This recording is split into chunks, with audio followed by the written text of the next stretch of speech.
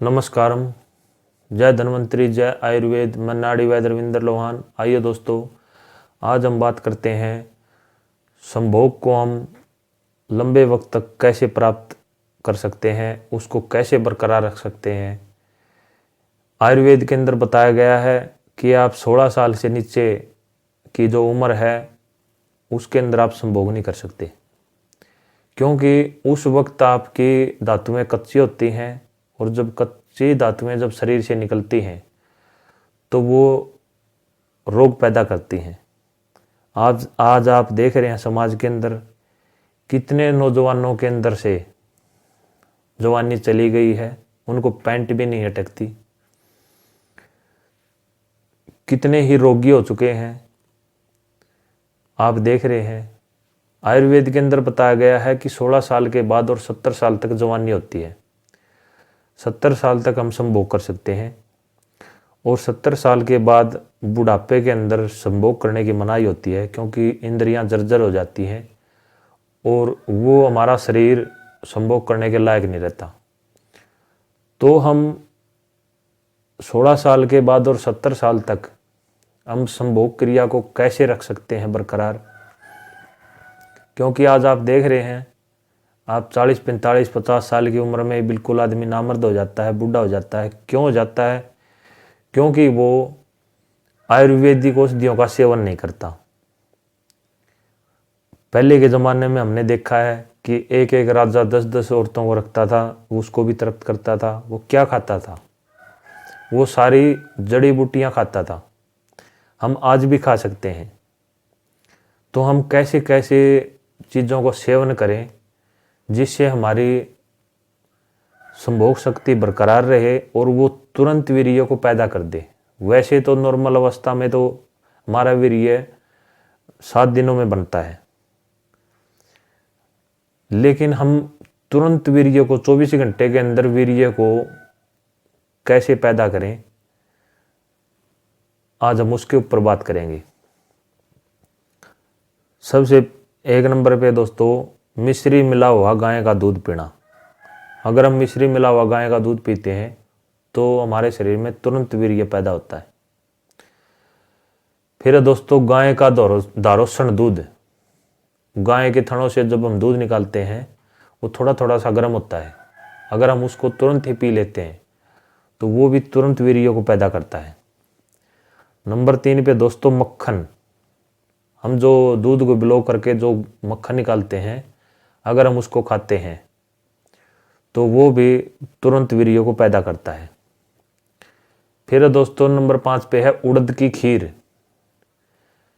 उड़द की जो दाल होती है वो बिना छिलके वाली ले आए, उसके आप दूध के अंदर खीर बनाएं तो वो उड़द की खीर बोली जाती है। वो भी तुरंत वीर्य को पैदा करने वाली होती है। फिर है दोस्तों, मलाई और मिश्री। अगर आप मलाई के अंदर मिश्री मिला के खाते हैं तो वो भी तुरंत वीर्य को पैदा करती है। फिर है दोस्तों, मलाई का हलवा। अगर आप मलाई का हलवा बना के खाते हैं तो वो भी तुरंत वीर्य को पैदा करती है। फिर है दोस्तों, बादाम का हलवा। फिर है दोस्तों, प्याज। प्याज आप अपने भोजन में शामिल करें, आप सलाद के रूप में हर रोज खाएं। उससे भी हमारा वीर्य तुरंत पैदा होता है और हमारी संभोग शक्ति बढ़ती है। फिर दोस्तों, शतावर। हम शतावर को दूध के अंदर उबाल करके 3 ग्राम शाम को आप दूध के अंदर आधी किलो दूध के अंदर उबाल करके आप पी सकते हैं। उससे भी हमारा तुरंत वीर्य को पैदा होता है। फिर दोस्तों, अश्वगंधा। अश्वगंधा भी दोस्तों तुरंत वीर्य को पैदा करती है। उसको भी आप 3-4 ग्राम की मात्रा में लें और दूध के अंदर उबाल करके पिएं। उससे भी आपकी संभोग शक्ति बिल्कुल 70 साल तक आप जब तक जियोगे बिल्कुल नहीं घटेगी। फिर दोस्तों, बादाम मैंने पहले ही बताया है। फिर है केसर। केसर को आप दूध में उबाल करके थोड़ी सी डाल करके वो आप सेवन करें, केसर वाला दूध, तो उससे भी आपकी संभोग शक्ति बढ़ती है। फिर दोस्तों, दालचीनी। आप दालचीनी का भी सेवन करें, अपने भोजन में शामिल करें थोड़ा थोड़ा। फिर दोस्तों पके आम खा करके ऊपर से दूध पीना, या फिर आंबों का आपने शेक बना के पीना दूध के अंदर, वो भी तुरंत वीर्य को पैदा करता है। फिर दोस्तों आम्रपाक, बाजार से पंसारी की दुकान से मिल जाता है आम्रपाक, वो अगर हम हर रोज खाते हैं तो उससे भी तुरंत वीर्य पैदा होता है। फिर दोस्तों ताल मखाना, ताल मखाना भी अगर हम हर रोज कूट करके पीस करके पानी के साथ लेते हैं तो वो भी तुरंत वीर्य को पैदा करता है। फिर दोस्तों नारियल की गिरी, अगर कच्चे नारियल की गिरी हम खाते हैं तो वो भी तुरंत वीर्य को पैदा करती है। फिर दोस्तों छोटी इलायची, अगर छोटी इलायची को हम दूध के अंदर उबाल करके उसको पीते हैं तो वो भी तुरंत वीर्य को पैदा करती है। फिर दोस्तों मीठा अनार, अगर हम मीठा अनार खाते हैं तो वो भी तुरंत वीर्य को पैदा करता है।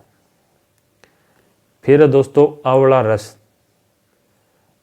पंसारी की दुकान में मिलता है ये, अगर हम आंवला रस की 20-30 40-40 ml अगर सुबह शाम खाली पेट उसको लेते हैं तो वो भी तुरंत वीर्य को पैदा करने वाला है।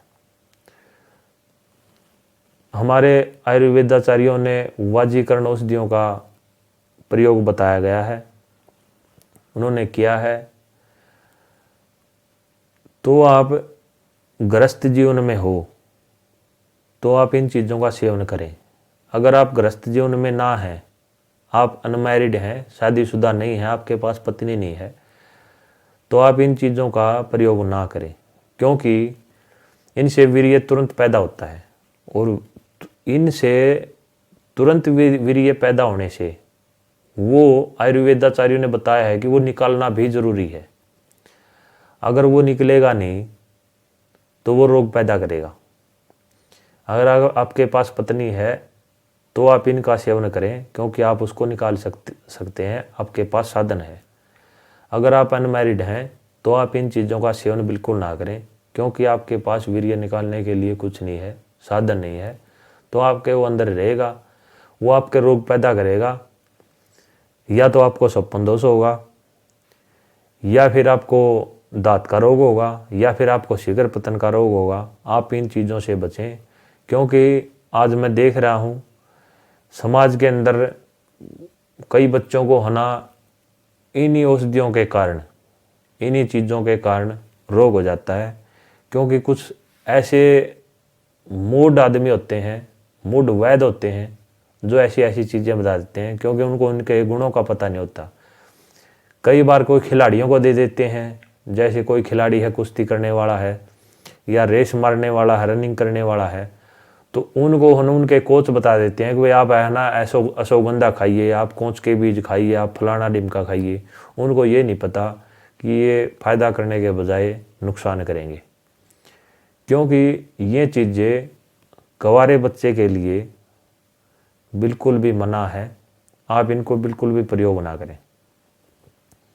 मैं आशा करता हूँ आप इनसे स्वास्थ्य लाभ उठाएंगे।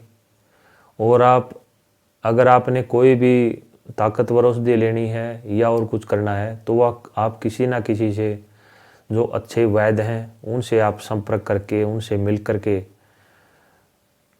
अपना विचार विमर्श कर करके उन औषधियों को आप सेवन करें, तभी आपको स्वास्थ्य लाभ हो सकता है। इन्हीं शब्दों के साथ मैं अपनी वाणी को विराम देता हूँ। नमस्कार।